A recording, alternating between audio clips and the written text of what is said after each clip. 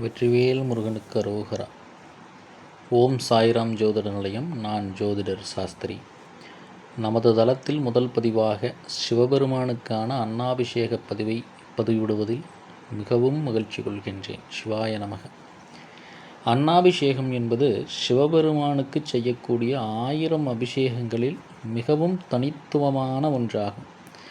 தமிழர்களுடைய பாரம்பரியத்தில் மாதம் 3 முறை மழை பெய்ய வேண்டி விதை நெல்லில் சாதம் செய்து சிவபெருமானுக்கு அபிஷேகம் செய்த மரபினைத் தொடர்ந்து வேதங்களின் அடிப்படையில் பிரம்மதேவனுடைய தலையை துண்டித்த சிவபெருமானுடைய கையிலே பிரம்மதேவனுடைய தலை ஒட்டி கொண்டது. அதற்காக சாபம் பெற்ற சிவபெருமான் சாப விமோச்சனம் பெற அந்த தலையோட்டிலே பிச்சை எடுக்க வேண்டிய சூழலும் ஏற்பட்டது.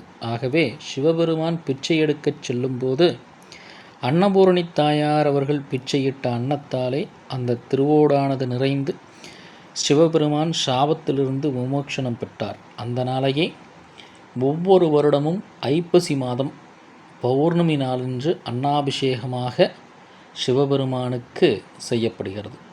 அந்த அன்னாபிஷேகமானது உலகில் உள்ள அனைத்து சிவாலயங்களிலும் சிறப்பாக நடைபெறும் ஒரு திருவிழாவாகும். இந்த நாளிலே சிவாலயங்களில் சென்று அபிஷேகத்திற்கு அரிசி, காய்கறிகள், நெய் போன்ற பொருட்கள் கொடுப்பதாலும்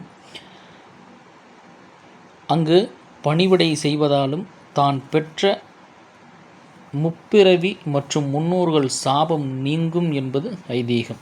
அபிஷேக தினத்தன்று சிவபெருமானின் அருவுருவான லிங்கத்தின் மீது சாத்தப்படுகின்ற அன்னமானது ஒவ்வொன்றும் ஒவ்வொரு லிங்கமாக மாறி கோடி லிங்கத்தினை தரிசனம் செய்த பலன் கிடைக்கும் என்பது நிதர்சனமான உண்மையாகும்.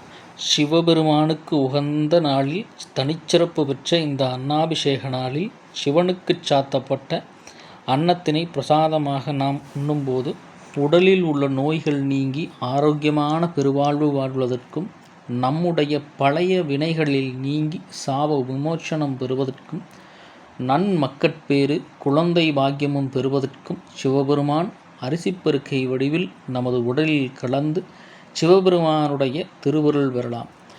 அன்னாபிஷேகத்தன்று வீட்டில் சிவலிங்கம் வைத்து வழிபடுவோர்கள் பச்சரிசி சாதம் செய்து சிவனுக்கு சாத்தி மலர்களால் அலங்காரம் செய்து வழிபடுவது மிகவும் சிறந்த பலனை கொடுக்கும். இந்த ஆண்டு அன்னாபிஷேகமானது வருகின்ற நவம்பர் மாதம் 5ஆம் தேதியன்று புதன்கிழமை பௌர்ணமி திதியில் காலை 9:15 மணிக்கு மேல் பரணி நட்சத்திரமானது துவங்கும்.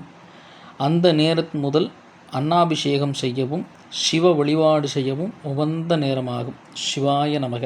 வெற்றிவேல் முருகனுக்கு அரோகரா.